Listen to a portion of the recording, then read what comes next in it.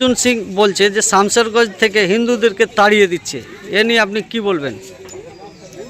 এটা বক্তব্যের মধ্যে কোনো সম্পূর্ণ মিথ্যে। কেন আমাদের এলাকায় যা শান্তি আছে তাতে করে ভাবা যায় না। ধুলিয়ানে যে সমস্যাটা হয়েছিল সেই সমস্যাটা এখন বর্তমানে একদম শান্ত, কোনো সমস্যাই নাই।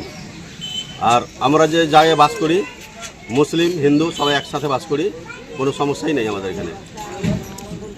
আপনার নাম? সঞ্জীব রবি দাস। একটা ধুলিয়ানের বিষয়কে কেন্দ্র করে একটা সমস্যা হয়েছিল। বর্তমানে এখন পরিস্থিতি ঠিক আছে। আমরা এখানে সবাই হিন্দু মুসলমান একসঙ্গে সবাই মিলেমিশে থাকি, একে অপরের ভাই। একটা কিছু দুষ্কৃতীরা এটা ঘটিয়েছিল, এখন পরিস্থিতি আমাদের খুব শান্ত আছে, আমরা খুব ভালো আছি। আমরা এখানে সবাই একে অপরে মিলেমিশে থাকি, এখানে আমরা খুব ভালো আছি।